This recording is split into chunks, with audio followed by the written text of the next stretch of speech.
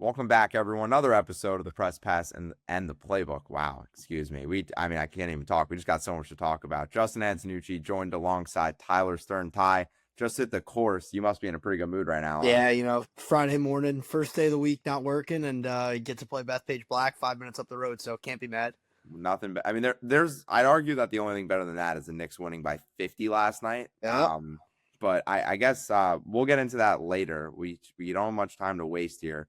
I think by now, if you guys have been listening, you know our bread and butter is not the NBA. It is the NHL and the NFL. So, we're going to talk the NBA a little bit, but I mean, let's just break down these NHL playoffs because time and time again, we always talk about how unreal the NHL playoffs are, and it seems to somehow always exceed our expectations. There have been so many, outside of the two top teams, the top team in each conference, every series has been incredible so far. Absolutely, and I think just going through quickly the series that are over first. Carolina, nothing to talk about there. Colorado, nothing to talk about there. Colorado's part, I wasn't entirely impressed with how they looked. I think they let LA hang around too much. Obviously, they get the sweep, but within some of the individual games, they weren't maybe dominant. I don't think it's clicking like they want it to be clicking, but guess what? They have plenty of time to reset, and they're going to get Minnesota, the other series that's completed that I think we're going to talk a lot about here. Yeah. Quickly before we get into that, Pittsburgh, Philly. Is Philly a legitimate threat to Carolina and Nooch? Yeah, I don't really think so. I mean, Philly was, clawing up 3-0 in that series, and Pittsburgh played better in Game 6 when they won in overtime. Yep. That game was in Philly. I just can't see them. Philly is like an amateur version of Carolina. Like, they play very similar. Like, I just can see just Carolina. I think Carolina's too fast. I mean, we've seen Philly just juggle their lines almost every game. They're scratching you guys every game. Like, they're clawing for goals. Their power play has been great. Like, this just seems like there's a real chance Carolina doesn't lose a game until the Eastern Conference Finals. Like, I don't think that's necessarily a crazy take either. I don't think it's a crazy take. I'm going to give Philly a little bit more of a chance than you're giving them. I just think with Carolina's history outside of the first round in these Eastern Conference playoffs, I think for Philly, like the thing has to be you got to go in there and make it absolute living hell to play against because, they're young and they're fast and they're skilled, Philly, but they're not like Carolina fast. And Carolina's structured. We've seen it as Rangers fans. They run a great trap in the neutral zone. They make you pay on special teams. For Philly, like, you're going to have to get some really good goaltending, and you're also going to have to get chippy and annoying early in the series. It scares me that Philly took the foot off the gas pedal against Pittsburgh there. It absolutely scares me because that's a Pittsburgh team outside of their top guys without a lot of weapons that no one expected to be where they were. Yeah. And as fun of a story as this Philly team is, they got into the playoffs those last few days of the regular season. For me, I'm going to have to agree. I'm going to give them a game or two, but I think Carolina is going to win this one pretty convincingly. I believe it was Delorier, correct me if I'm wrong, got traded to Carolina from Philly, and now they're playing in the playoffs, and Philly traded him for the sole purpose of let's give our veteran a shot to win something, and now they're playing in the playoffs, which I think is quite funny. But they're one of those playoff teams. Like, okay, like congrats, you won a round. Like, they're no threat for the cup, and a situation to monitor there because I know you're big on Marty St. Louis' coaching style with developing young players and let them be themselves. The Mitchkov situation over there is an absolute disaster. I think that I have a player's perspective that we could get into after, but for you, because you had such a great piece kind of on how St. Louis handles those younger skilled guys and why they're getting the most out of each of them in their own roles. What is going on in Philadelphia with Matvei Michkov getting scratched, getting limited minutes? The whole situation where he apparently didn't get on the plane and he had to be begged to follow the team through an airport. What's going on in Philadelphia? I mean, I'll put it this. I think we've seen it with the Rangers. We see it with a lot of teams that these veteran coaches don't really care about prospects. They want the guys that are going to fit the mold of quote unquote playoff hockey, which I know, like, yes, the game is different in the playoffs. You know that as a fan just watching, I can visibly see it. It's way more physical. It's way more chippy. It's way more pucks on net. But at the end of the day, like, you have to give the potential future stars the ability to blossom into what they're going to be. It's the same thing going on with James Higgins right now in Boston. Like, I don't understand why he's not playing. Like, eventually these guys are going to have to experience it. And like, what are you waiting for? He's one of the better players on your team. He should be getting power play minutes. He had the primary assist on the game-winning goal in game beautiful pass this time. Like, the only way that these guys are going to get better in the playoffs is if you let them make mistakes and like let them learn. Like, listen, I get punishing him for being late and missing planes. Like, that stuff I understand. but this has not just been a playoff thing. It's been all year, and So I think that like one of the I biggest don't get it. things I in tweeted God, I was like, hey, Chris Drury, like make the call, like let's yeah, figure this out. in all sports, right? In all aspects of life, businesses, everything, anything that's team related, you have a role, right? Everyone has roles. And the best teams have people that perform in their own roles to the best of their abilities. And this goes for both these players. I think that Boston season is going to end. Is that game tonight? Yes, So I that think Boston it season was is a going to end tonight. great amount of games tonight. But this goes for both James Higgins and Matvey Michkov. They're not bottom six guys. No. They're not third line wingers. First off, James is best as a center. James is best as a center. So he will play his best hockey when he gets moved to the center position. But for both these guys, the reins need to be loosened up a little bit.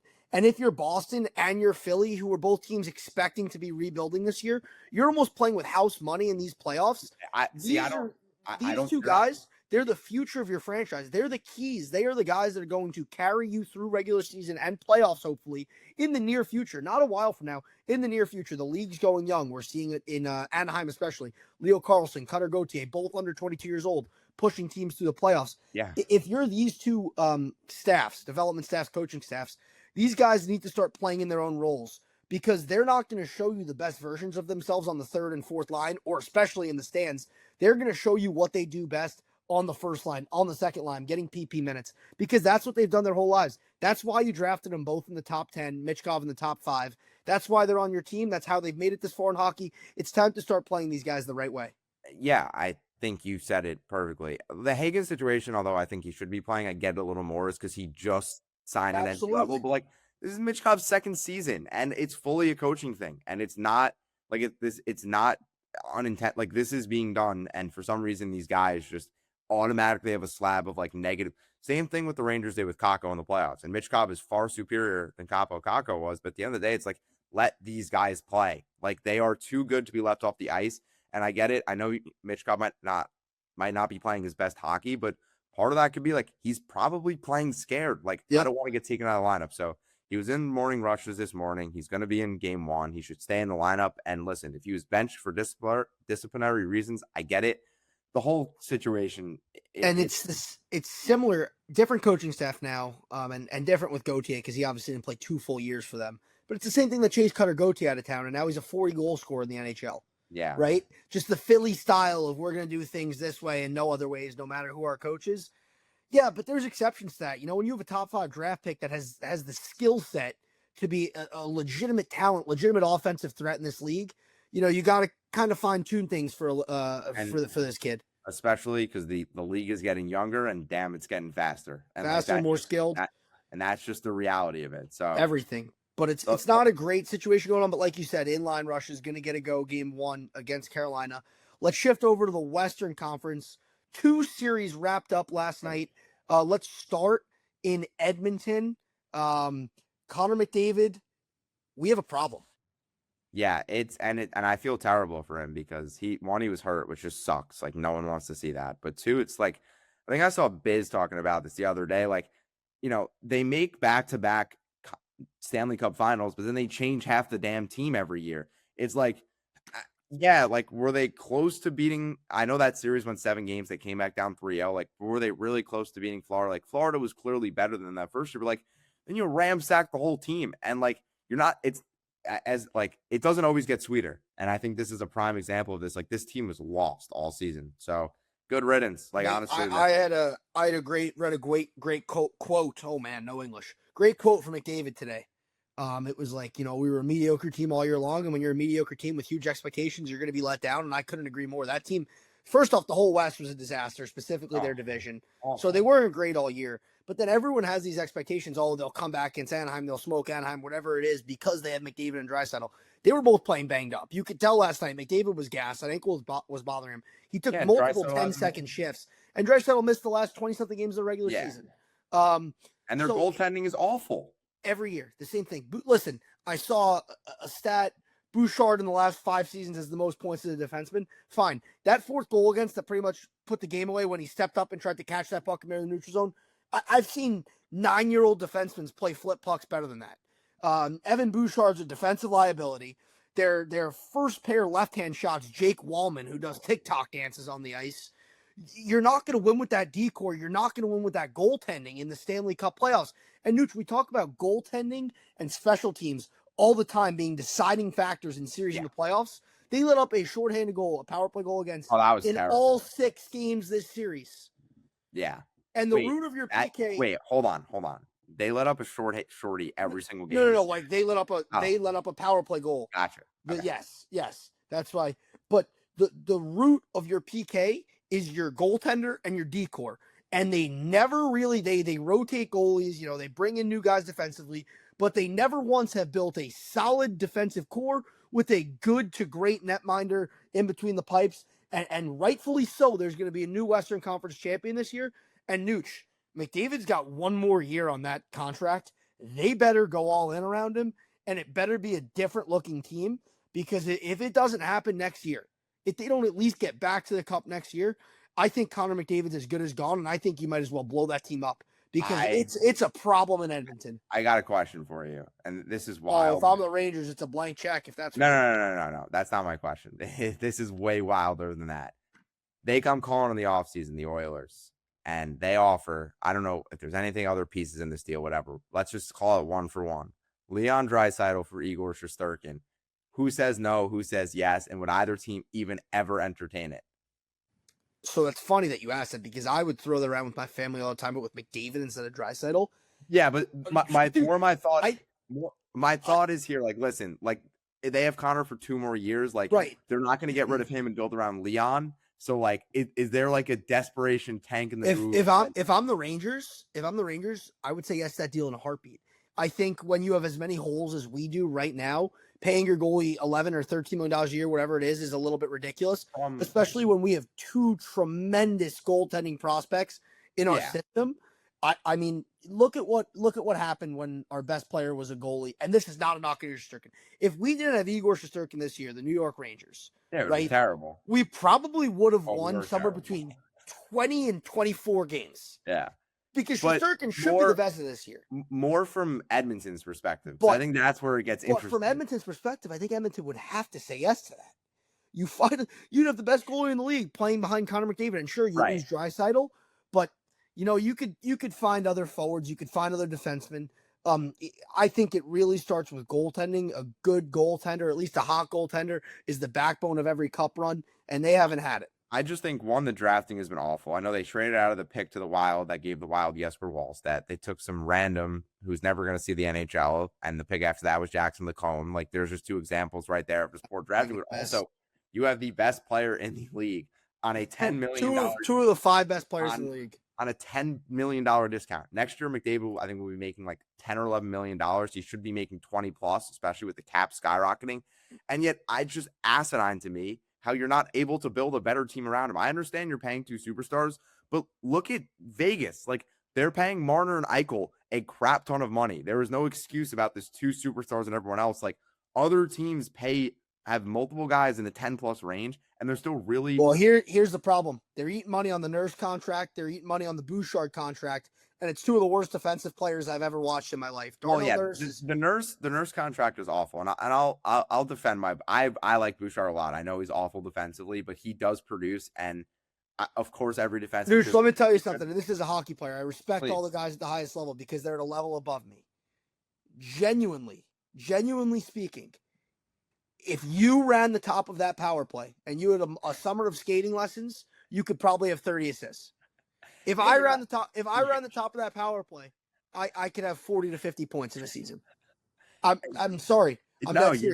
You're not wrong, but the Bouchard contract isn't as bad as a Nurse contract. No, not even close. He is producing, and he is really good with the puck on his stick. Absolutely. Regardless of the players he plays around. But no, yeah, you're right. And the Nugent Hopkins contract isn't great either, but it's more just speaks to the failure. Like, letting Philip Broberg and Holloway go are just awful, but there's going to be a lot of change in Edmonton. I don't know what it's going to look like, and we say that every single year, but I think we're going to see some drastic changes. Well, the change is necessary. And it always felt, guys like Warren Fogle, there have been plenty of other pieces. When Evander Kane was there, it always felt like there were other forwards that had a chance of Corey Perry when he was there. Corey Perry was another guy that had a chance of producing on those other lines outside of McDavid and Draisaitl's lines.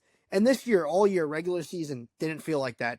Yesterday, it didn't feel like that. Like it never felt like there was a chance outside of when McDavid or Draisaitl was on the ice for them to really make a threat. Yeah. Also, I think it's time to consider a coaching change. I know I was just Dahlbach's about been great for them. so I was just about to say this. So just to make us feel old, Chris Knobloch was hired Yeah. maybe when we were in high school. Yep. So it's been at least 5 seasons now. I actually remember that because I think the Rangers played the Oilers. I think that was the last game ever. The Jay Woodcroft. So I think he's actually officially the longest tenured coach in the NHL. Long. No, he's not. He wouldn't be longer than he's up there, but Cooper and Bednar would be. No. Sorry, outside of it was outside of the big three: Cooper, Bednar, and Maurice. He's the longest. Yeah. That's the important part of the stat. But no, yeah, but I was gonna say I wouldn't be surprised if they clean house. Like everything is centered around Connor McDavid. Every other piece you have, GM, head coach, players, everything is centered around one man because he is that good. So I think again, this is a desperation move because if you're Edmonton, right, and then let's move on. If you're Edmonton and you have 2 years left to Connor McDavid, there is no chance in hell you are letting him walk for free. No, you are getting something for him. So this 2-year deal, it's really a 1-year deal. Yep. So we are going to see a desperation offseason like we've never seen before up in Edmonton, and I'm popcorn out. I'm all for it. I'm all for cleaning out because I think that if they clean out and start over with a new regime, new everything, you're going to make the playoffs alone on having those two guys. Right? Exactly. You're going to be in the playoffs, so you might as well restart with pieces around them, a coaching staff around them, and see what happens from there. Mm-hmm. That's the last we'll give you, and now we're going to get into Nooch, what I think outside of this Montreal Tampa series was our favorite series to talk about and watch. Dallas, Minnesota. The fact we've said it a million times, the fact that was a first round series is a crime. Yeah, and it's brutal that now Colorado is to play Minnesota. Yeah, there's a good chance we have in Anaheim, Utah, Mammoth second round, and then we have Colorado and Minnesota, who are the two best teams in the whatever West. I think they're the two best teams in hockey left. Though I'll take Minnesota or Carolina or anyone else in the East any day of the week. You're 100% right with that sentiment. Anyways, that series is crazy, and I want to start with Dallas because I think everything we said about Edmonton also applies to Dallas. They've kind of been that team. They make it every year. They haven't made a cup. Now they had the bubble cup. That was the But that was more the old core. Like it was like that was pre Wyatt Johnston, Jason Robertson, Rupe Hintz, Mikko Rantanen. Right, Rantanen. I think Heiskanen might have been on the team that was pre Thomas Harley. That was I think Ben Bishop was still their goalie. Ben Bishop was playing goal. So, but I do think Robertson was there. Okay, but either way, regardless, it was a different team, different coaching staff. Different pieces at the forefront of the attack. But yeah, and you have Robertson, who's been in trade rumors for over a year. By the way, you want to talk about $10 million guys? How about Thomas Harley, who inked a 10+ year, $10 million extension? He had the same amount of points as Luke Hughes this year. He was getting ripped. I don't know if you've been on Twitter, but he was getting just beat up on Twitter. It was like a punching bag. I felt kind of bad for him.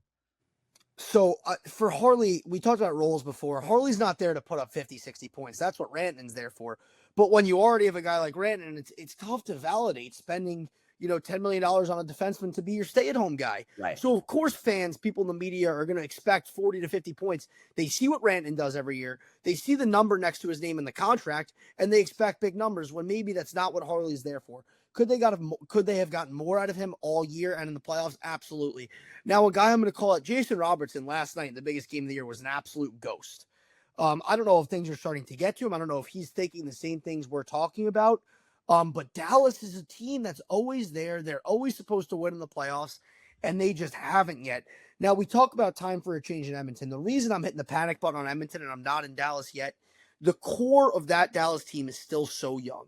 Jason Robertson is so young. Wyatt Johnston is so young. It is a young team that in the regular season at least is moving in the right direction. This is a team I want to see one more year of altogether. I really do want to see one more year of it. And I want to see what happens in the playoffs next year. But I'm close to the panic button. It doesn't seem like I'm at it like you are yet. Yeah, no, I think it's less of a panic button is that you have to make a move. I think it's more that they are going to because of the whole Jason Robertson contract fiasco. And at the same time, like Duchesne is old, Jamie Benn is old, Tyler Seguin is old. Like two of those guys Tyler Seguin's coming off a torn ACL. He's been in the league forever. Like you have that young core, but a lot of the core is also built up from older guys. So like you're getting to the point where it's like, well, what the hell do we have to do differently? Like, we've done this every single year. We've been a 100-point team consistently. We've now gone through 3 coaches. So it seems like how much more can you do before you have to just swallow your pride and be like, maybe this is not the core we thought it was. Well, that's the point made. I was actually just looking up how many coaches it's been. The point you made about the 3 coaches, because sometimes teams have the right core being coached by the wrong person, and you make that little switch, and it clicks, and everything's good, and then you realize, okay, yeah, that was the right core. We're going to keep moving this direction. They've tried with 3 different people. They brought in the superstar in Rantanen last year, and it hasn't worked. It hasn't clicked. Maybe I want to see a full season with this head coach. I want to see another playoff run with this head coach. I don't know. I don't know if it's going to be a coaching change. I don't know if it's going to be a big trade involving Robertson. And I think that's it. You say the move's coming. What is the move for this team? How big is it? Is it moving a Harley? What are we talking about? Harley's unmovable because no one's going to take on a $10 million contract. Jason Robertson is an RFA, and like that is commanding. Not only as any team can trade for him, like they have the rights to sign him. So I think he garners once again huge trade interest. And again, can you really afford to pay him $13-14 million? Like the answer is probably no. Like I don't, especially with all these veterans who are still making a decent amount of money. Like I don't know if you can justify paying him $13-14 million when you look at that. Look, last year, K'Andre Miller was an RFA. He alone garnered a first-round pick. Imagine what you can get for Jason Robertson, and then also use those assets to recoup other players. Like Dallas does have a really good GM. Like they are very good at team building. It's just the fact that the teams they built on paper are very good, but just year after year, they've always just been the second team out. Whether it's versus Vegas, Edmonton, like they just haven't been able to get over the hump. And again, guys get older, guys are due for new contracts. Like you can only do so much before it's time to be like, well, shit, like someone's got to go. Absolutely. And now we could talk about it all day because there's so many different ways this team can go. Let's if it's letting veterans walk, if it's this and that, but that stuff we'll get to in the offseason. On the flip side of it, Minnesota. I have Minnesota on Wagon Watch, Nooch. I know that I've had it on Wagon Watch for a while. We're going to break it all down. Before we break it all down, if you listen to the show, 1, thank you. 2, this. I have them beating Colorado this round. Nooch, is there a chance that they take down that Colorado Avalanche team, and how are they going to do it? Okay, how I can't give you an answer. But are they? I mean, listen, they were 2-1 against them in the regular season. Like these teams, as good as Colorado is, a beast of a 7-game series. Like you play you get to play them over and over again. And these two teams match up very tightly, very closely. I think the biggest thing for me, I unfortunately didn't get to watch too much of this series, not nearly as much as I would have liked to. I caught the end of the period, the end of the last 2 periods last night for that game 6. But one, Jesper Wallstedt, absolute wagon. Like he is so good. He's a gamer. I love guys that are just playoff gamers like that. He just competes and comes up in the biggest moments for that team, keeps them in games, and then they let their skill position players attack, and it's awesome. But I think for the biggest thing for me, for Minnesota, is they look like they played very smart. Like, aggressive, yes, but, like, 2 of those goals were just puck on net. Like, nothing crazy. Like their team is not, yes, they have guys that have a superb amount of talent, like, out of this world talent, but they still play the game. They play smart, fast, and physical. Like, they're not making many dumb passes. Their D is out. I mean, I know Faber and Hughes are over talented. The other 4 of those guys are just big physical guys, nothing that really jumps off the screen, but they had a good D core, and like they just play really solid as a team. And yeah, they have all these superstars, but like they can 100%. I wish I had a better answer for you on how, but I think the matter of fact is they're right up there with Colorado. Like these are just 2 of the best teams in the league. 100%. The gap is not as big as the points may say it is. The gap is not as big as some people might make it seem like it is. For me, Bill Guerin, he built the Olympic gold medal winning team. He did a great job there. There were hard decisions to make at the NHL trade deadline with this team. Questions surrounding the rest of the D-core outside of Faber. They address it with the top 2 defensemen in the NHL. Depth down the middle. I know they didn't get Trocheck, but you bring in Foligno, who has been great in these playoffs, by the way. But we talk about depth down the middle all the time. That's why some teams don't go all the way in the playoffs. They address it. Like we both said, they've got a great goaltender. They've got all the tools to beat this Colorado team. And the reason why I think they're going to. And how about them, by the way? How about them getting Vladimir Tarasenko? Oh, another great pickup. You get a winger that can score, that can cash in on the power play. We talk so much about special teams. That's a power play merchant. And then, I mean, Kirill Kaprizov, just the most criminally underrated superstar in the NHL. What that guy can do with the puck on his stick, the pace he plays with. And then my favorite guy to watch, maybe in the NHL right now, Matt Boldy. I mean, that's a forward that he's so high end in terms of skill, but he competes every shift like he's fighting for a spot in the lineup. I mean, forechecking, sticking on pucks, finishing hits, blocking shots in the D zone.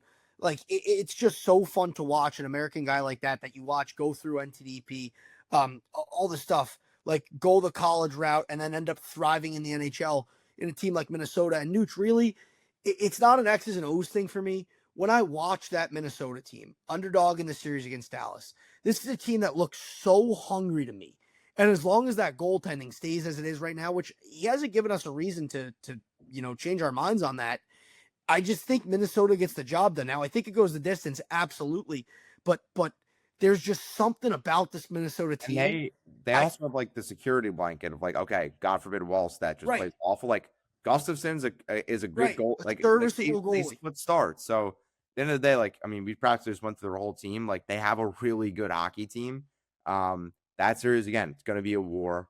I'm just really impressed by how their veterans that are all like Matt Zuccarello still playing at a high level. Oh, we didn't even address Zook. Like, Tarasenko's been giving you what he can give, but like up the middle, like Hartman and Eriksson Ek have just done their job. But the one thing that worries me though is just in a 7-game series, I feel like Colorado can really wear this team down because although they do have a lot of skill, they're not the fastest after doing a little more fact checking. Like they don't play with the most speed. Like they're more of a physical team. And I'm just a little bit worried about with how fast and quick Colorado plays, like over 7 games, there might be a little bit of a wear down factor here. I could be completely wrong. And no, you're right on that. And what Colorado does so well, first off, their top guys are usually pretty heavy and hard to play against, and that starts with Nathan McKinnon. He plays the game like a moose out there. But their bottom 6 does a really good job of having like these physical body blow shifts. They change very nicely in the O-zone and kind of get you pinned down and trapped higher in your defensive zone. And then the big dogs come out. McKinnon comes out. Nate just jumps over the boards. And then it's showtime. So you're absolutely right. Colorado can wear you down not only with their speed, but with their size and physicality over the course of a series. And that's what allows their top guys to take over. And you mentioned it a couple weeks ago on the show. And now they have Landeskog back and looking healthier than he has in a while. And like we said, yeah, they have Makar, they have Taves, they have McKinnon, Natchez, but that team goes through Landeskog, and Landeskog's going right now, so that means that the Colorado Avalanche are too.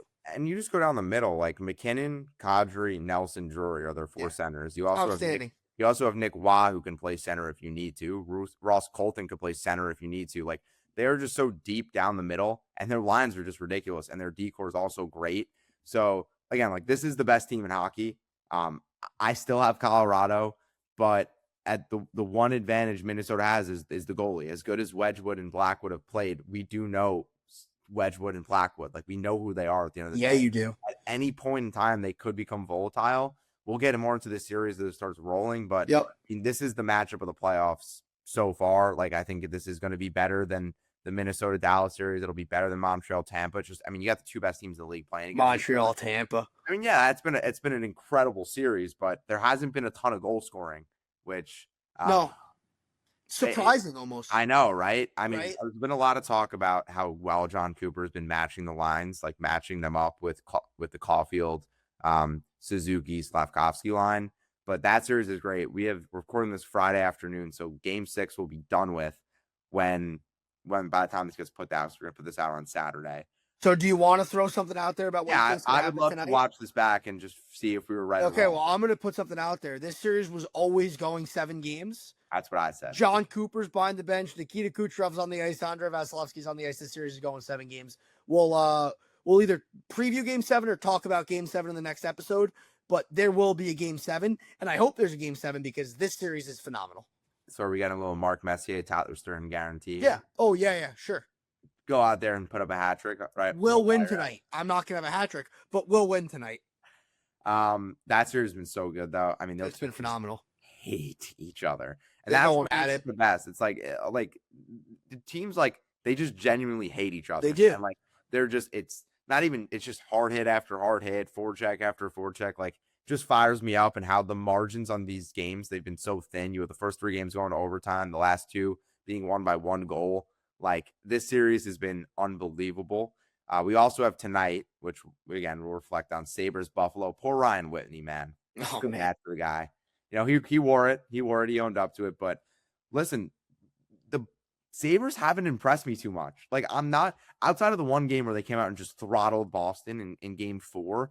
I haven't really been that impressed with Buffalo. Like, I don't know what it is. They just have really been able to lack creation in the offensive zone outside of that one first period again where they played out of their mind. But I've been disappointed.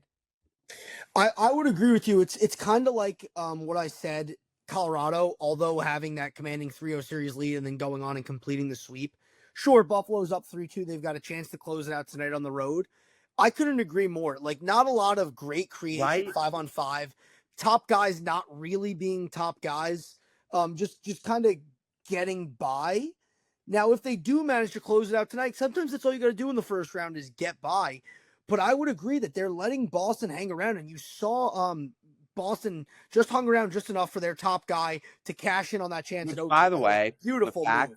the fact that there's not a camera angle that I knew that was gonna get you, because I knew that's the stuff that you look at, and I wanted to text you. I knew that was gonna get you, that you were gonna be pissed. How do we not know word for word what David Pastrnak said to that fan on the boards? Because that was just like seeing him just jaw at that. I mean, that's the stuff that fires me up. Like, seeing him not only score, but then to just jump into the boards and then just jawing with a fan for, like, I think it was something. It was like we're heading back, or like I'm back. Like, I don't know exactly what it was, but like, I need like a John Boy media breakdown. Again, we haven't seen an angle of it, but I just don't understand how not one camera angle in the whole building has the lips of what Pasta said. And I'm sorry, that's the first thing I thought of. The first thing I thought of. Well, if we want to roll into predictions on that tonight too, I think that series ends tonight, though. I know we both agree that Buffalo's been underwhelming. I think Alex Lyon's been awesome. That's not taking anything away from Swayman, who's been phenomenal too. But I think that a guy like Tage Thompson's going to show up tonight, understanding that he's been underwhelming in this series, and help close this thing out on the road. Now, I know it's a big deal that this game's being played. Yeah, well, do not sell that short. So that's where I'm kind of like, you say understanding for Tage. My point is they lost both games in Boston. And this is not, I know it's a young team, but the whole leadership group are veterans, and they understand what it means to play in TD Garden. Absolutely. In Boston. Like, I think, and again, I think Kat said this the other day. I'm not sure if we spoke about this, but he said, and it applies to every sport, the hardest game to win is the team that sends the other team home for the season. So no matter how desperate Buffalo might be, Boston and every other team that's facing elimination, they are the more desperate team. That's just how it is. The same thing's going to be happening in Tampa tonight. Tampa's going to look like the more desperate team because their season's on the line. And I think at home in that arena with those fans, no Celtics game tonight, by the way, which crazy enough sounds, I think makes a difference when it comes to fans, because, you don't have 2 games. By the way, before I lose the train of thought, how cool would it have been to be in Minnesota last night with the T-Wolves and the Wild clinching? Did you see that video of that one guy who went to 2 playoff games in one day in Minnesota? He which is awesome. Oh, to not be a New York sports fan right now. But no, so I have Boston. I think Buffalo wins in 7, but I see them winning tonight. I almost want to be wrong and you to be right, just so I can see game 7 in Buffalo. Oh my God. But I'm sticking with Buffalo. No, yeah. Regardless, again, all these years have been so good. The surprise of the playoff, by the way, let's get into this. Vegas, Utah. I know Vegas is up 3-2. Utah's look like the better team. And I agree. And they really should have won that game 5. Oh, that game was sick. The Dorofeyev tied it late with the empty net. Of course, it's Brett Howden, another Ranger, former Ranger, but whatever. If you built a playoff team just of guys we've traded away, the team would be pretty good. Chris Kreider tucked one last night too. Well, I think Howden was the expansion draft, but it's okay. Regardless, I'm floored with how good Utah has genuinely looked. I barely watched any of them this year, but they have most people barely watched any Utah this year. But don't be surprised, dude. Dylan Gunther is a goal scorer at the NHL level. Clayton Keller's phenomenal. Schmaltz has been unbelievable, and it got in good enough goaltending. It hasn't been spectacular, don't get me wrong, but Vegas is a dynamic offensive team. But they've gotten good enough goaltending to hang in with Vegas, and I think that's been the biggest surprise. Everyone thought Vegas was going to pile it on both 5-on-5 and especially on the power play. I think the thing with Utah, led by Clayton Keller, led by all those guys I just mentioned, Sergachev on the back end's been phenomenal for him. Marino chipped in with a gritty goal the other day. Uh, Everyone knew Utah could score. They scored all year. They could hang around. It was the goaltending, and the goaltending's been decent enough to keep them in the series.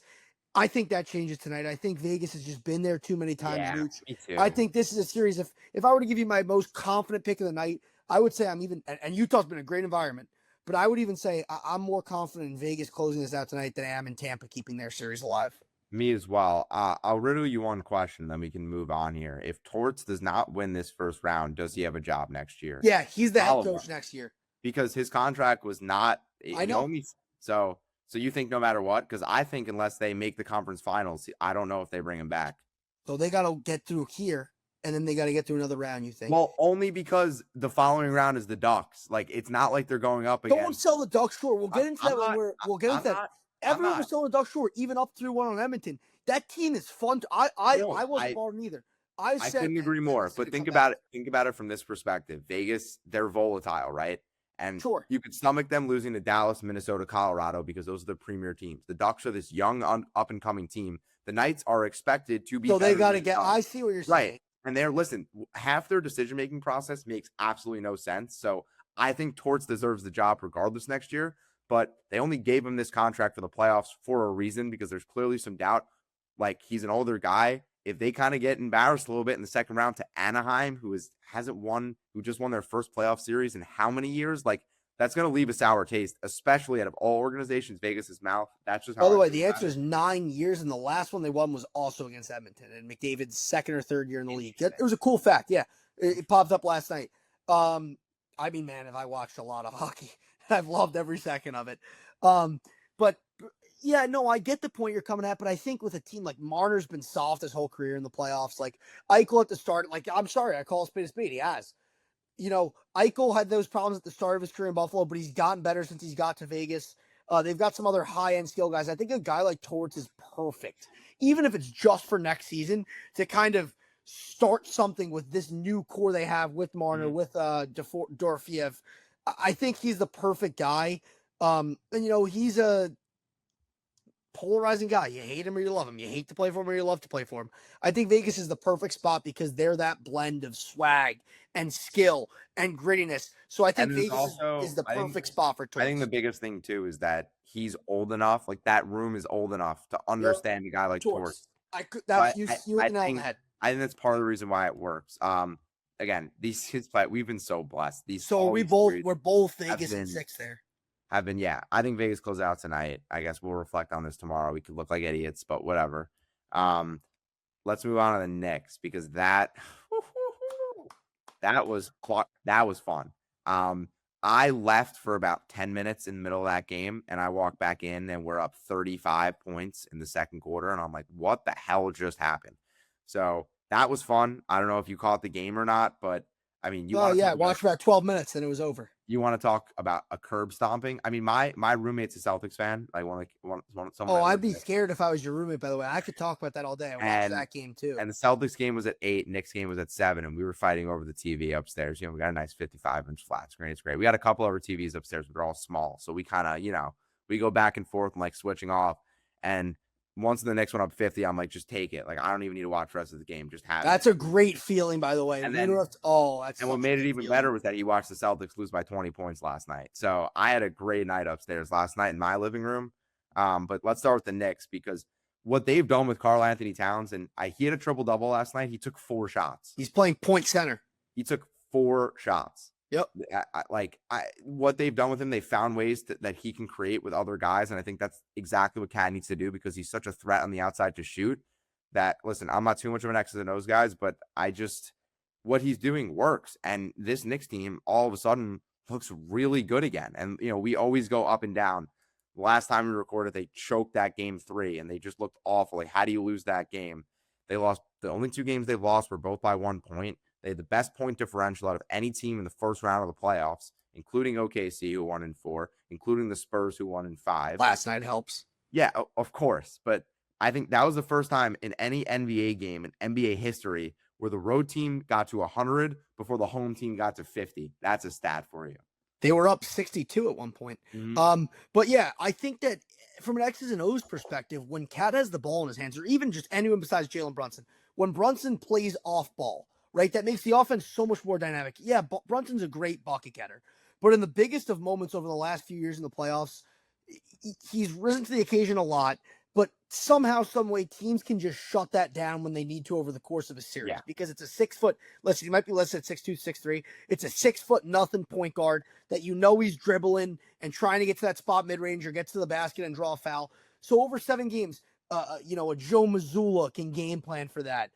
Someone can game plan for that. Now, when Cat has the ball, when OG has the ball, and Brunson can get spread out, and can get the ball late in the clock after a poor defensive rotation, can get an open look from 3 to get himself going. That offense is so dynamic when it's being run through Cat like it is right now. The spacing is so much better. Everyone's getting their touches. Bro. OG looks like he's a bona fide scorer. OG is so fun to watch right now. And the reason it's so great, as someone who I watch a lot of basketball, which I don't know. I don't know how you do it, but glory to you. I know. If you're a Knicks fan, if you're an NBA fan, you know that when it's time to get a clutch bucket, the ball's still going to be in 11's hands, but he's going to be fresher. The defense hasn't seen it all game. Yeah. So right now, it's really exciting if you watch and understand basketball, because you know that it's a whole new offense, even over 2 or 3 games like you talked about. It was completely different after game 3, but you still have Jalen Brunson to fall back on. That's the story of 7-game series. It's like a lot of it is what happens in game 1 and 2 is important, but it's how do you adjust to what's being thrown at you? That's you can't run. That was beautiful. Regular season, you can kind of get by doing what you want to do, but at the end of the day, the best teams win because their coaches can make it. They adjust. I'll riddle you a follow-up question, because game 7's tomorrow in Boston. At this point, what we've seen, I can't believe I'm even asking this. Would you rather play Boston or Philly? Like, Nooch, if Paul George is playing like he showed last night, VJ Edgecomb's phenomenal. Tyrese Maxey's phenomenal. Embiid looks healthy enough to get through it. Tatum's banged up again. The Celtics don't have a great second unit anymore. This might be a wild take. I think the Knicks almost match up better against Boston than they do against Philly. I really do. So I saw that question and I thought about it. And my first thought was, the Sixers look really good, but I just can't justify. I still think Boston's too good. No, of course. I think Boston's going to win game 7. Right now, maybe the Sixers look damn good, but at the end of the day, I don't want anything to do with Boston, because I think even at their best, we're better than Philly. At Boston's best, they're better than us. Are we talking best on best, like the Knicks' best and Boston's best? The Celtics are a better team at their best, and the Knicks are at their best, 100%. Nooch, I think the Knicks at their best are the second best team in basketball. That's no. The problem is getting to that best consistently. Okay, but this new offense is going to completely unlock it. Now, listen, Atlanta probably not as good as a team as Philly is. Actually, I know they're not as good of a team as Philly is. CJ McCollum was their main bucket getter for a series. He's 35 years old. But the Celtics are the Celtics, right? They're well coached. The whole organization's well run. They've got the 2 superstars that can do whatever they want at any point in the game. I think they're going to get through game 7, and we'll talk about it more when we see who the Knicks draw. Yeah. I don't think either of those teams right now have a shot at the Knicks 7 games. I don't. And I'm not a huge Knicks guy. You know that. They were my pick to come out of the East, but I am still, I'm doubling down. I'm tripling down. The Knicks are coming out of the East. I have a question for you, because I don't know this. Are you a Knicks fan or a Warriors fan? I'm still, now listen, people are going to get on me. You know how long I've been rocking with Steph. No, I know. That's why I'm still riding it out. I'm still with the Dubs. I'm still with the Warriors. But you can't be from New York and not be rooting for the Knicks right now. I respect it. I just want to get a gauge. And when Steph goes, I thought about this long and hard the other day. We talked about Steph's my favorite athlete of all time, hockey included. When Steph goes, which, by the way, they're going to trade for either Giannis or KD and give him one more go at it, or Kawhi. When Steph goes, I think I'm going to shift to a full-time Knicks fan. If the Knicks fandom, because I know it's a passionate group. So I'll follow up. Like, morally, are you okay with that? Like, making the shift? Like morally? No, because you know how I am with stuff like that. I know you're tough, because I'm a loyal guy. you're like me. I'm a traditionalist. Like I'm a firm believer. I Like I know. have one team and you better stick to it. I So know, and it's because the reason that the going Golden State was so easy because I was never a big basketball fan before I right. started watching Steph, and it was so I became a Warriors fan the year before they won their first title when they took down Denver in that 6-3 matchup. I remember watching Steph hit this one floater M1, and he looks at the crowd, and the Dub Nation is just going nuts. I think that was the Strength in Numbers team, and he's just getting the crowd fired up, and they're waving their yellow towels, you know, and then you watch the next year, the Warriors, like that chant at Oracle. And I was like, oh my God, like this is my basketball team. Steph Curry, undersized guy, underrated, underappreciated by everyone growing up. It's crazy, but like I kind of related to him in terms of like, oh, this guy's not big enough, not strong enough, not skilled enough to make it at the next level. And so I know I'm rambling, but that's why I No, became a it's Warriors fine. fan to defend it. Yes, it's going to be morally tough. I'm going to have Now a decision that to make when he retires. now that we're talking about this, I think like your sports teams are so insufferable, but it bothers me even more that you have legitimate reasons to root for Duke basketball and I Alabama know. football I because know. it's like, are you kidding me? I Like you're know. New York and then you're Duke Bama, but like of course you are. Like your dad went to Duke, your sister went to Bama. It's just like it's funny to think about. It's like you are one of those select few fans who is literally Duke basketball and Alabama football. So You actually have a legitimate I like know. I yup know. reason, like 100% go root for them because But I as you always should. said, regardless of the sport, because I know they've played in basketball, but regardless of the sport, or sorry, no, they never met up in basketball. They met up in football. Yeah, Um, I will always, even if it's football, Duke go first, Duke first as you because should. that's in the roots of this Yep. family.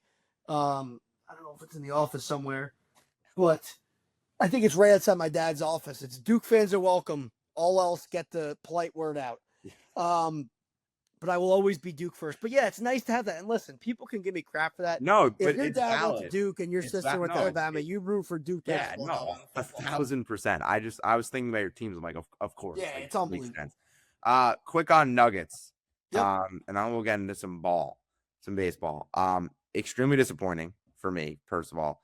They lost last night, and the Wizard, and sorry, not even close to the Wizards. The Timberwolves were without Io, Dante, and of course Anthony Edwards.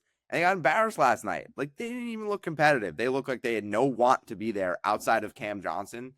Jokic cared in the second half. Yeah, but that's Yeah. not like I'm sorry, you're Nikola Jokic. That's not enough. Yeah. And time and time again, I know he won an NBA Finals. He hasn't beaten a 50-win team in a playoff series in his NBA career. On top of that, it seems like he kind of in big deciding games, he's not always looked like the best player on the floor. And that's a problem when he's supposed to be right now considered an all-time great because some of the stats he's putting up. And I love Jokic. I'm honestly obsessed with Jokic, but like you have to say it how it is. He has been disappointing in big games in his career, and it's alarming because he is too talented to be getting bounced in the first round to a 6 seed without their by far their best player and the guy who stepped up when their other role player went down. It is unacceptable to me. There is zero excuse to lose to that Minnesota team. I couldn't agree more. And I'm going to go cross sports here. Please. That is, and obviously they've won their title, so it's not exactly comparable to Edmonton, but that is Edmonton Oilers territory because you have a similar situation where those two guys in Murray and Jokic aren't super young. They've been there before. They've done the different coaches thing. They've done the different support cast thing. It's time to clean house. I know Gordon's a free agent. He's going to be gone. Maybe Johnson gets a bigger role. Maybe Braun gets a bigger role, but who knows? Maybe it's different guys coming in to support them. But Dan, if I'm the Denver Nuggets and I'm sitting there looking, San Antonio's only getting better. Oklahoma City has a lottery pick. They're only getting better. All these teams are young. They're hungry. They're only getting better. You're not going to get rid of Jokic or Murray. You need to find a way to get them at that level of that OKC San Antonio team. Major change needs to happen this year because this series loss was embarrassing. that's where I'll push back on you a little bit because I actually thought they had a great offseason. Like they got rid of MPJ. But clearly not. They got rid of MPJ was defensive liability. They added in Cam Johnson, who was supposed to be good. Like I thought they did enough to put themselves in a position. Now, granted, the team wasn't healthy all year. Aaron Gordon wasn't fully healthy, but like, yes, do they need to get better? 100%. But the team on paper is really good. Another thing, I want to get back to Jokic a little bit more before I talk about the rest of this team. Dan Patrick just said this on his show earlier today. If this was LeBron, a 3-time MVP, winner of one NBA title, bowing out the way that I'll read the quote verbatim. If this was LeBron, 3 times MVP, winner of one NBA title, bowing out the way Joker did, we'd be crushing LeBron. Yep. To be honest with you, he's 100% right, and I don't think Nikola Jokic is getting enough of the heat. LeBron would get crushed in those Warriors years when his second run with the Cavs. LeBron was getting crushed for getting to the NBA Finals with nobody's on his team. You mentioned the never with beaten. nobody's on his team. You've mentioned the never beaten a 50-win team. He's 1-6 all time. Like, he's 0-6. So like in series, it's alarming. And he like that lineup is good. Like they have a really good basketball team. I know Jamal Murray. You can't has never been an all-star until this year, but he's really good. Aaron Gordon at his peak is really good. Christian Braun is solid. Cam Johnson is solid. Like Peyton Watson elevated to another level this year. Like this is a good basketball team. There is zero. And okay, this is asinine too, but I have to ask these questions because we were sitting last summer and there was that rumor and the GM said this, like, we might not be able to keep Jokic forever. Is there any, again, I'm not saying it's going to happen. I don't think it's going to happen, but from your perspective, is there any chance maybe just even a touch? No, it can't be. It can't be this year. Because what more can you do? This is almost similar to the Star situation. Like, what more can you do? There's really not a lot of ways for this team to go because you're not moving Murray. You're not moving Jokic. Okay, you probably don't have enough room to bring in a third superstar. Then what are you going to do? You're going to keep rotating role players? Like, that's going to make the difference and get you over the hump in the playoff series? So what can you do? For me, watching, and I know, Jokic gets fired up when people start with him, but watching all that stuff and falling for the Timberwolves antics and getting distracted from the task at hand, it was really pathetic to watch all series. Now, I think he's the best player in basketball still. I agree. But when it comes time to rise to the occasion, you have to do it. Now, do I think that that's going to result in him getting moved this offseason? No, I don't. I don't think it's time for it. I know you could reference that quote, and it's not fully out of the picture, but I don't think it's this year yet. And they tried with changing the coach, and they haven't gotten as far as they did with Mike Malone. Like David Alderman, say what you want to say about him. I don't know too much about him. It clearly hasn't been a big success. No, I think it was an unnecessary coaching change. Maybe something happened within the room that we're missing. Yeah, I don't understand how a team without Ant, Dante, and again, I would assume or whatever, you can throw him in there, but he did drop 40 and win a game for them. Like, to lose like that, it's a sour taste. We were all talking about how excited we were for for Denver to play San Antonio, but the Nuggets just never got on the railroad tracks. And again, Jokic still hasn't signed his next contract extension. So we'll see. Like, do you have to trade Aaron Gordon? Do you have to move on from Murray and try to get other stars to come in? And then if so, like, who do they add? Well, I think Gordon's contract's up. So I think that that's $20-something million. So I think there might be a little bit of room if they move which is nothing in the NBA. But what I was going to say is if they move a couple other role players with bigger contracts, maybe there's room to pick up a bigger name wing than a Gordon or a Braun or a Johnson. So maybe there's room to add a third real threat because that's what it takes in the NBA is three guys that can put the ball in the hoop. So we'll see. We'll see. Now, listen, I know everyone's going to write off Minnesota against that San Antonio team. I think that's a great matchup for Minnesota with those three bigs. They could throw different looks at Wemby. I know, again, we'll get into it as we get into our next show. But keep an eye on that series. That's going to be my first warning. I've been right about the Knicks so far. Been right about the Wild. I'm not calling the series. It all comes down to if Ant's not healthy, they stand absolutely. We'll see though. No. We'll see. I would bet my life on that. We'll see. That I don't see them having Nooch. I think we've done a great job covering these two sports. We're dancing around a topic that both of us don't want to get to yet. Oh my God, the New York Mets are terrible.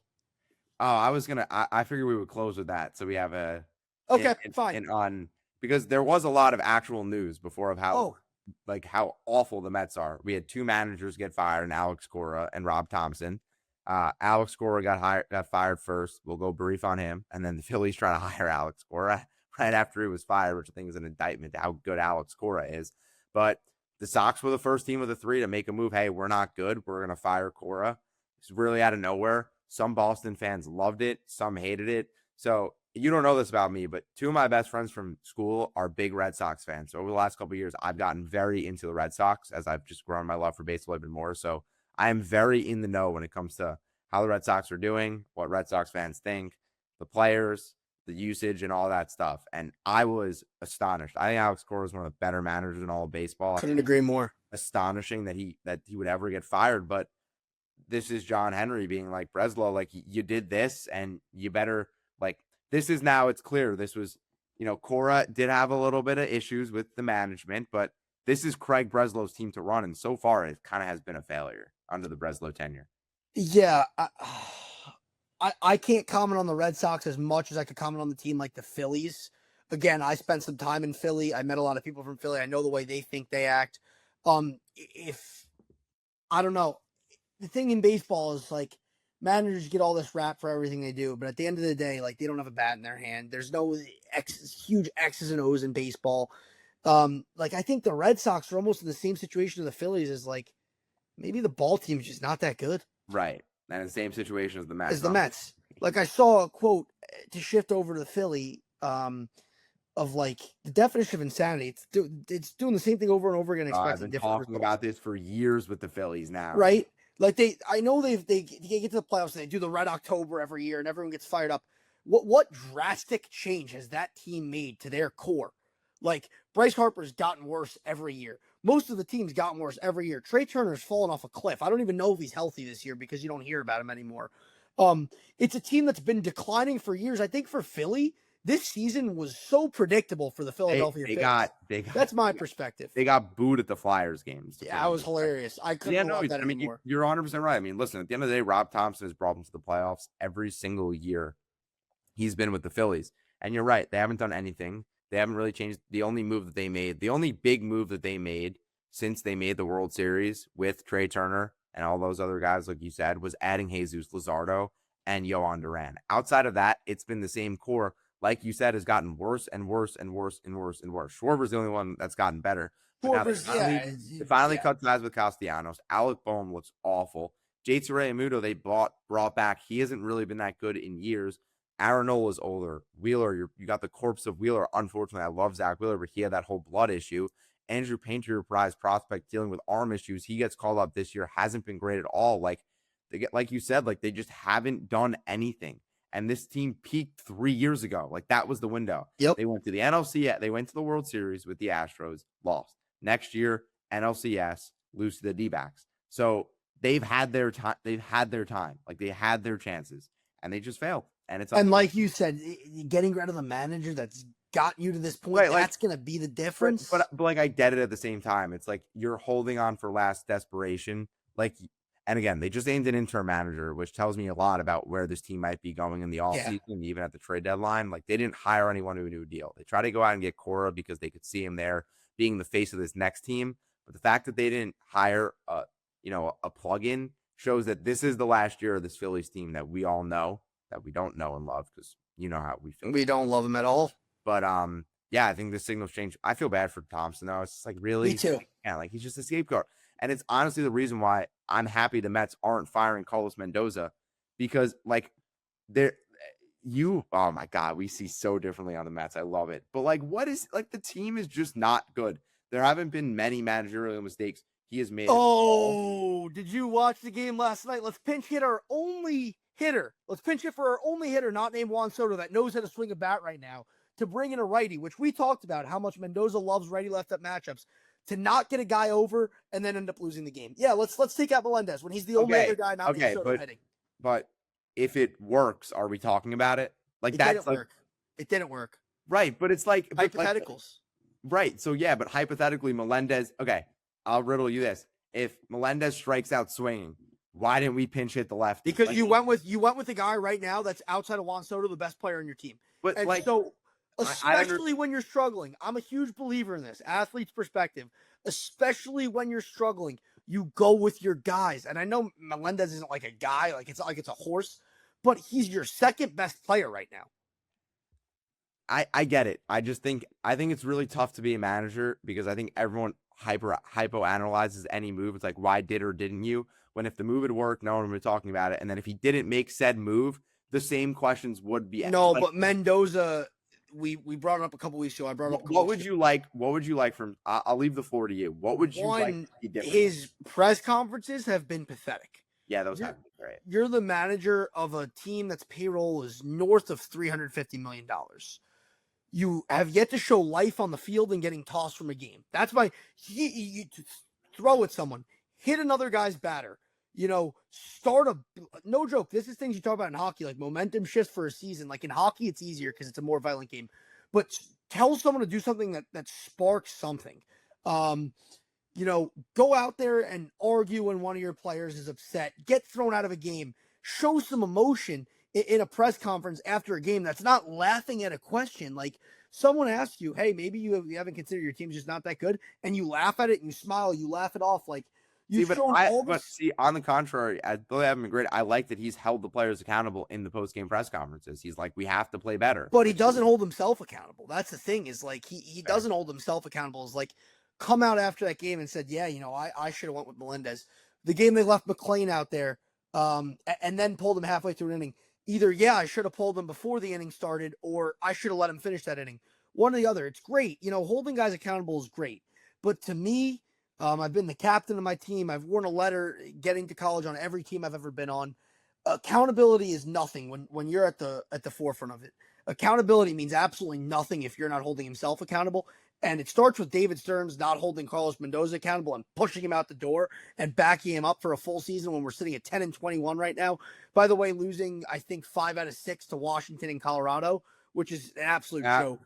4 out of 6. Well, we're going to lose the game tonight, so it'll be 5 out of 6 after tonight. 4 out of 5 right now to Washington and Colorado. So I just think that we got swept by Colorado. Yes.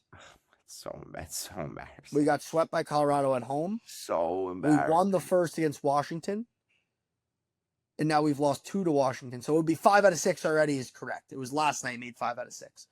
But I just think that I'm not a Mendoza guy. He doesn't show a lot of life. He doesn't take responsibilities for the mistakes he makes. Sure, you make a good point that you wouldn't be talking about it if it worked. But like I said with the Dodgers, is like they don't micromanage bringing in a lefty to face a righty, a righty to face a lefty. They want their best guys, the guys with the best chance of getting on base, of making the proper play, of getting the hit at bat in the biggest moments. Whether they're righty, lefty, switch hitter, they go up there with no hands and bat. They just want the guys with the best chance of coming up big. And Mendoza doesn't do that. He looks too much into the analytics. He's got no feel. He has no game feel. You want someone to manage analytics and feel. And I think Carlos Mendoza has absolutely no game feel. And also, I don't know how PG-13 we are. I don't think the guy's a set of balls on him, if I'm being honest. Every time I upload to YouTube, I have to click, is this for kids? I'm going to click no on this episode. That's my Mendoza rant. No, it was good. I mean, you're not wrong with anything you're saying, but I do think it's a little hypocritical. I think he has. Yeah. I think he has a track record of honestly making good moves. And listen, some of the stuff with the bullpen, like he's pitching the guys he's got. That's another thing. It's that's another story. That's a Stearns story. Yeah. Again, it's so tough with baseball because there are so many times. It's again, like I said this earlier, he makes the move, it works, no one talks. He doesn't make the move and it doesn't work. Everyone's talking about him not making the move. And then he makes the move that he's supposed to do and it doesn't work. And it's, why didn't he make the other move? So it's so hard to judge based off moves, but I think you actually do bring up a really good point, less about that, but more about the accountability aspect of all this. And I understand that, but at the same time, it's at the end of the day, the Mets aren't hitting. They're just no, they're not. They have the worst offense in all of baseball. So we can analyze, microanalyze that the Melendez move. We can microanalyze the bullpen. But at the end of the day, the offense sucks. The only offense worse than us in the last couple of years have been the White Sox team that won 50-something games. The offense is putrid. So I don't think that falls on the manager. It falls on the hitters just quite literally being incapable to work at bats and hit. And I think they're so in their own head that they have to be the difference maker. And yeah, some of it's definitely approach. But I just think a large part of the problem is the offense just sucks. And it is putrid right now. And so we went defense centered this offseason, right? We went defense centered, went away from being home run dependent like we have been in years past. But it's not like the hitters we brought. No, that's what I'm getting at. But we went to bring in a different style of hitter. That you said the word approach. We went to bring in guys that just knock the ball around, get on base, all of this, all that, and the answers were Marcus Semien, who's been just absolutely disgusting to watch offensively and not good enough defensively to justify that. Luis Robert, who looked great, and now he looks like Luis Robert, which means he's on the IL and not actually hitting anymore. Polanco was on the IL before you could blink your eye, and of course our two best players have been on the IL. Right. But the guys we brought in, and Bichette's been underwhelming too, of course, and he's showing signs of, like you said, frustration. Bichette looks like the most frustrated guy I've ever watched on ball field. But then we start talking about accountability, and we go to the top level. David Stearns, are you still a believer? Because these moves are leaving me. Genuinely, it might be delusional. I will be a David Stearns believer until he either. Oh, it's head scratching to watch right now, Nooch. It is head scratching because these guys that we brought in, not a single one of them. We talked about our roles to start the show. We talked about roles. Not a single person outside of Juan Soto, in terms of hitting, and Melendez are doing their jobs. So we're talking all these issues, and you're saying, oh, you like Mendy, oh, you like Stearns. You're putting it all on the players. I think a large part of it is the players, because if you look at every single player they brought in outside of Semien, but that move again, I've repeated this countless times when talking about Marcus Semien. You knew the exact hitter he was going to be. He's there to play defense, and he's there to get you off 2 years of a Brandon Nimmo contract that is going to age poorly because he also can't stay on the field. The Luis Robert thing, I get. We gave up nothing for him. So that was low risk. But we gave up nothing for him. Luis Angel Acuna is going to be an average major leaguer at best. We gave up nothing for him. Jorge Polanco, that was the one questionable one where it's like, yeah, he's coming off a good season, but he does struggle to stay healthy. We are seeing the negative of that right now. The Bo Bichette move, I don't think anyone was mad about that. He's coming off the best season of his career. He's had a good season of his career every single season besides the one where he was hurt, where he was just awful, but he played through injury. And then I'm missing one move here.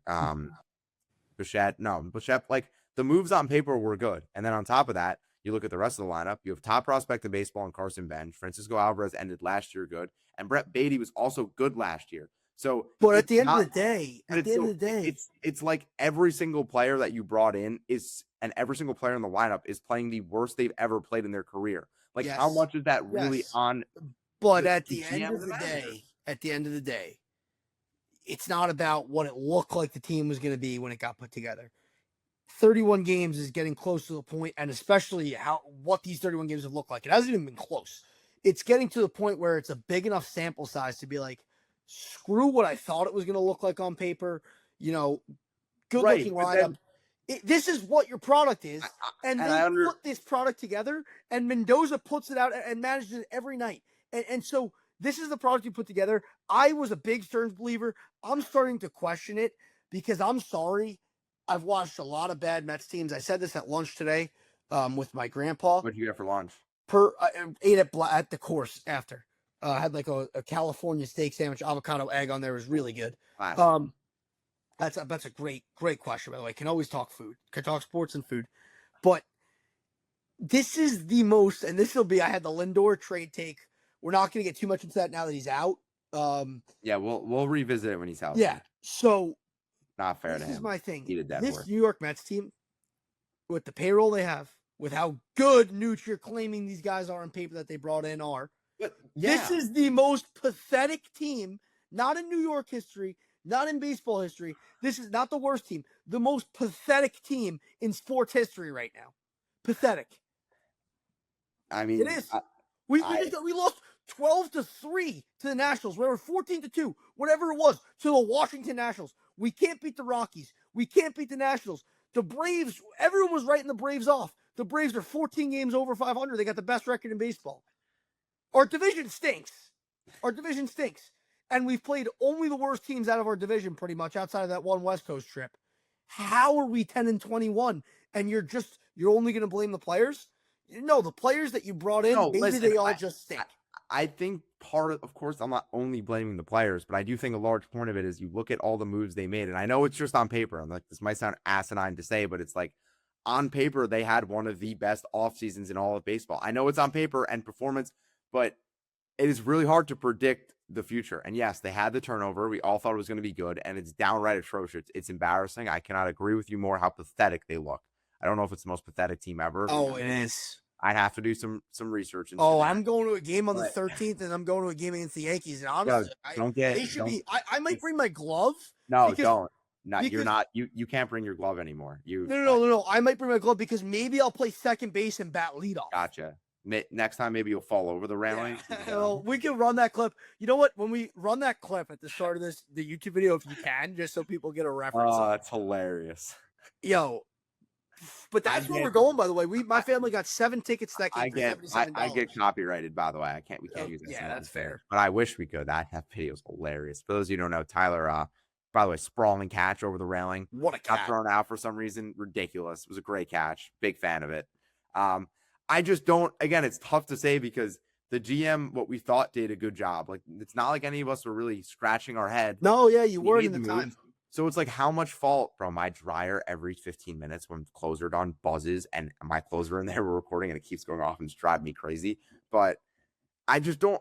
It's like you never expected this, so it's like how much fault can you put on a general manager? But now here it is. And also, okay, I'll give you another thing with Stearns. This might have been a failure, but the farm system from where it was when he took over to where it was now has gotten so That is much true. better that is also another part of it. Part of the reason the Dodgers are so good is because their player dev is so good.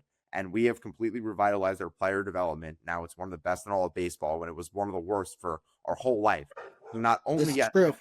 analyze the MLB moves, but there's also a part of this where like the minor league system, it might sound crazy, it's important because it helps you get more ammo to bring in stars. So I don't know. I would like, again, I said on May 1st, I'd be worried. It is May 1st, and I am really worried.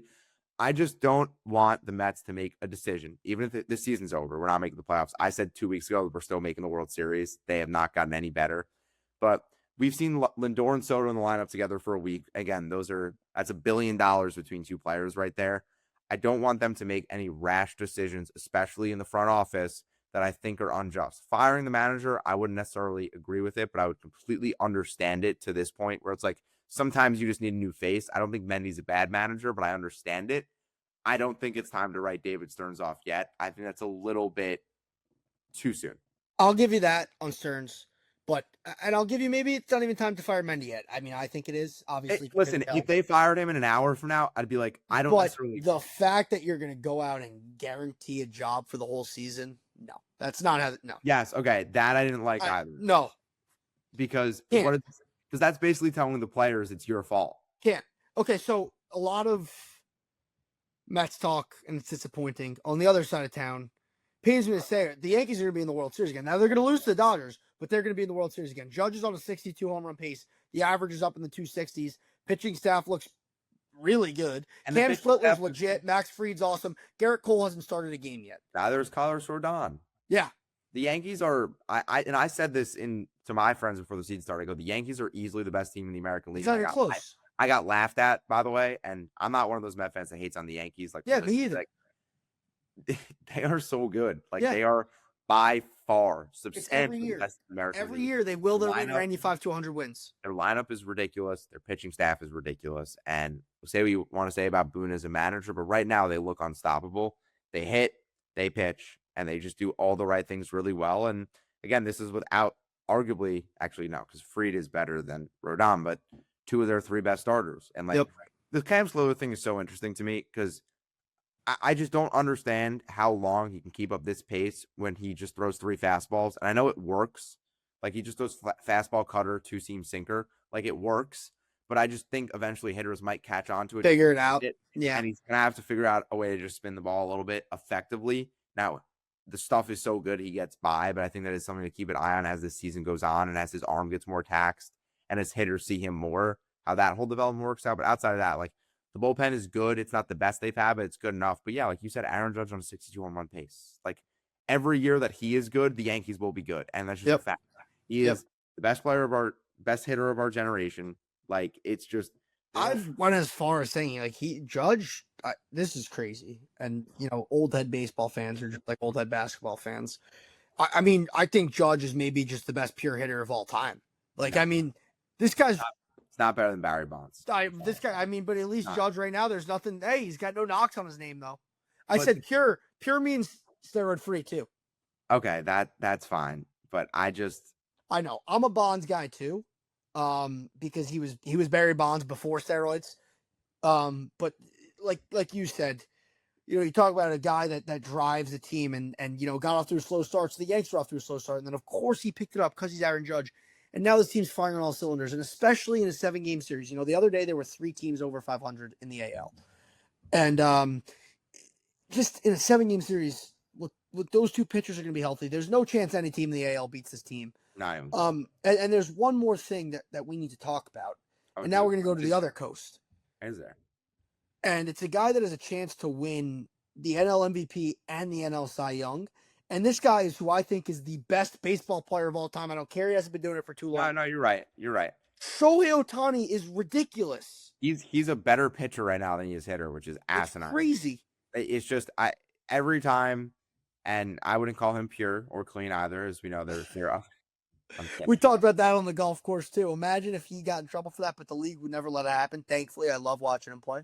Yeah, that whole thing, I think we'll go back. That's something we'll look back on in like 20 years. And listen, I don't think. Okay, I don't want to get into this now. No, yeah. Well, I don't think he has anything to do with it, but I think it's just crazy to me that like that story, like that whole story is just ridiculous. I think he's clean. I think it's BS. But that whole story to me, it's just every time it gets brought up, I always just think like not what if, but it's like wow, like it's just crazy. That's the one bad thing anyone could ever say about him is that an interpreter gambled with his money. It just shows to how awesome Shohei is. But yeah, he's the best player of our generation. He's a better pitcher than he is hitter right now. And I'm in awe. He's on pace for almost 14 B WAR this year. That's ridiculous. It's not okay. And I understand like his WAR, like as much as WAR, of course, the pitching helps, but he gets zero help for fielding, which WAR is so manipulated by good fielders, and he gets 0.00 of it from fielding. It's insane to me. So I want to ask you this: if he wasn't getting the deferred money contract, Shohei Ohtani, what is he demanding per year? And I have a number in my head that I thought that's broken into him as a pitcher and him as a hitter today, and that number's actually gone up because of how well he's pitching this year. Like yeah, right now he it's the off season. He hits the market right now. He hits the market right now. Hold on, what is he? 32 years old? 33? I don't think he's 33. Is he 32? He is 31. Okay, he turns 6-year contract. Turns 32 this year. And he's not showing. The thing is, everyone was talking, oh, he's going to stop pitching. Like, he looks like he wants to keep pitching. He's getting another 10 years, and he's getting, well, no, I think he'd sign until he's 42. I think that's, well, you think someone would sign until he's like 40? No, I know, but that's just like normal now, just throwing out 10-year contracts. I think he'd get 10 years, $850 million. It's the exact number, 85 a year. It's really? The exact. Well, I'm going to go a little higher because I'm going to go less on the years. I'd give him. I think you got to give him 6 because the thing is, how much is he going to pitch for? 6? You think he's getting 6? It'll probably be 8. So we'll give you it. No. Listen, 8 years. We'll call it 8 years, and I'm going to give him a flat $90 million a year. Jeez. Okay, so 45 as a pitcher, 45 as a hitter. So that's $720 million total. And I'll tell you my problem with that. Even though Juan Soto is 26. He would not settle for less than $765 million. So that's why you're going to go up in the years. But then when you go up in the years, the value is going to go down because he's not going to pitch for 10 more years. I know he's almost a robot, but he's not going to pitch for 10 more years. There's no way. Oh, he's so good. It's so ridiculous. And he's so awesome. Like everything about Shohei Ohtani is just perfect. Do you have some Tri-State takes for us to close out here? Well, I thought it would be Lindor. I guess. But I think we should wait till he's healthy. Yeah, no. See what, like you said, we've only gotten a week of these two in the lineup together over 2 separate stints. So it's not going to be Lindor oriented. What else do we have? Quick Tri-State take. I think if the Knicks play the Celtics, it's just quick. One of McBride, Clarkson, or Shamet is going to have to be. You ever heard of the 2-1-1 theory? What is it? So the 2-1-1 theory in NBA playoffs is that if in order to win a 4-game series, your best player has to win you 2 games. Your second best player has to win you 1 game. And a role player. And the role player has to win you 1. Now, with the Knicks, it's a little different because, like, you have OG, who's technically the role player in the situation, but, like, it's really be Brunson, Cat, OG. I think one of those 1 is going to be a game where Shamet, McBride, or Clarkson off the bench give you, like, 16 points in 28 minutes. And, like, that'll be the difference maker one of the games. I didn't really prepare one because I figured we'd talk about the Mets, but I learned about the 2-1 theory the other day, and I was very fascinated. Sounds like a good theory to learn about. So for my choice take again, thought we would talk Lindor. That's kind of what we were prepping for because of how we left off in the last episode. Of course, gets banged up. I'm gonna first off give you a football. Giants are the winners of the draft. I'm doubling down. I think the Giants. I know the Tyson thing didn't happen. I think the Giants are winning the NFC East. I know it's early. We're going to get into football. Like the Giants are in the NFC. We can't rip that May 1st. Can't Fine. rip that May So 1st. I'm going to double down on it.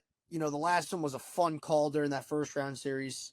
The Knicks are coming out of the East. I'm doubling down on my Knicks take, and I should after watching that game 6. The New York Knicks, I don't care if it's the Celtics, I don't care if it's the Sixers. The Knicks are coming out of the East. Yep. I would love that. I love how passionate you are about the Knicks, even though you're not a Knicks fan. Yeah, no, it's New York sports. Nah, We finally get something to root for as a New Yorker. Fires me up. All right, that's going to do it for this rendition of the press pass and the playbook. Ty, are you hitting the course this weekend? Yeah. We actually I got a round tomorrow and then like an opening scramble Sunday, so that should be fun. You know, you get paired up with a bunch of other guys that registered for the tournament. Oh, so you get paired. So you get paired with someone random at Cold Spring at the club we're members at. So you get paired up with like 3 other guys and opening scramble 4-man, and you know, winner take all, baby. All right, maybe get a little throw out of the bunker or something. Yeah, a little foot wedge. Enjoy your weekend. We'll reconnect Thanks, later next week. It's going to be funny listening back to see on how many. Yeah, let's see what we do in the NHL. Indeed. All right, enjoy, you guys. Thank you guys for tuning in. Catch you next time.